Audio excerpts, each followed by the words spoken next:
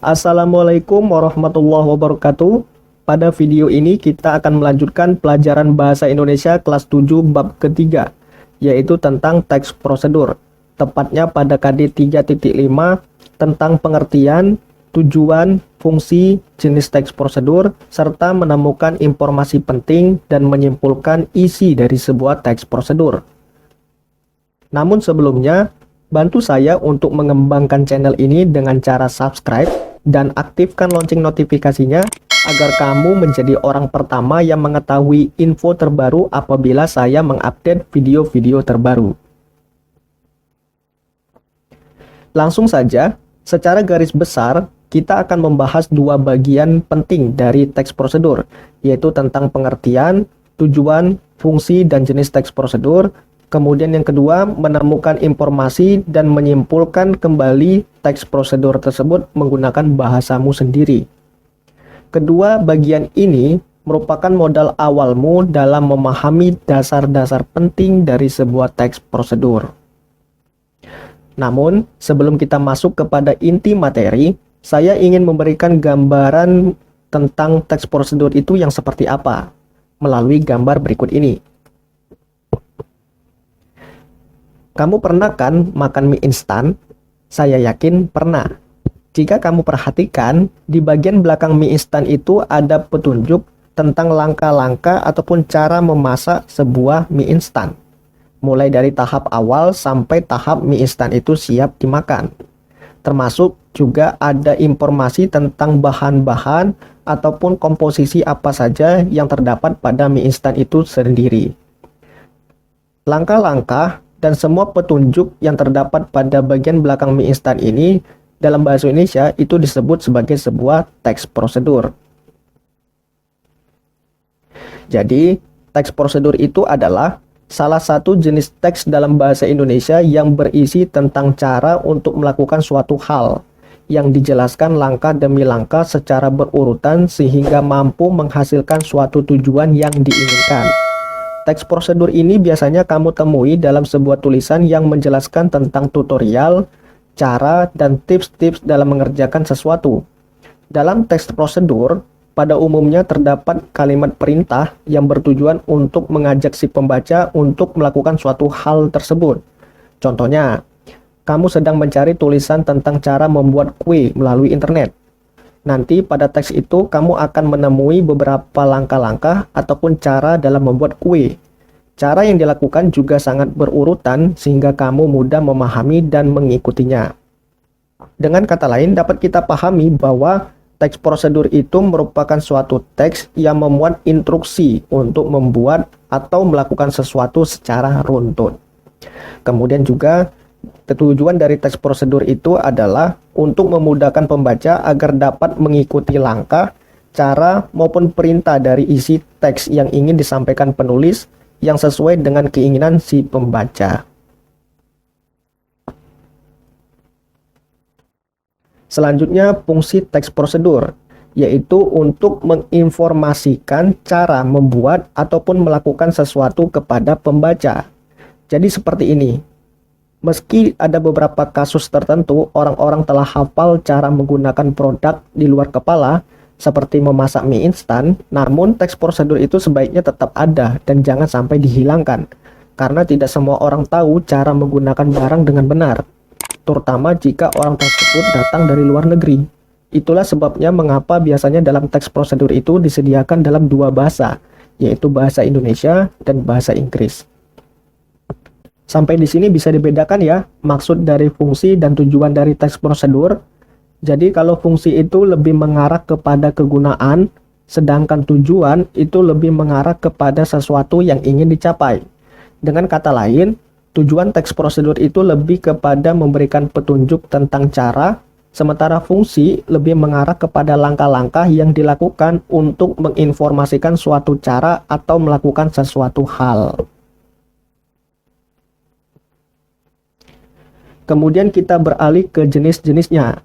Pada dasarnya, teks prosedur yang biasa kita temui dalam kehidupan sehari-hari dapat kita kelompokkan berdasarkan aktivitasnya, yaitu membuat sesuatu, memainkan sesuatu, atau melakukan sesuatu. Yang pertama, teks prosedur membuat sesuatu.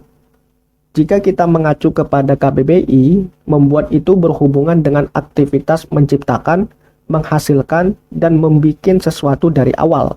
Misalnya, contoh membuat mie instan tadi. Mulai dari mie instan itu masih dalam bungkus sampai mie instan itu siap dimakan. Yang kedua, teks prosedur memainkan sesuatu.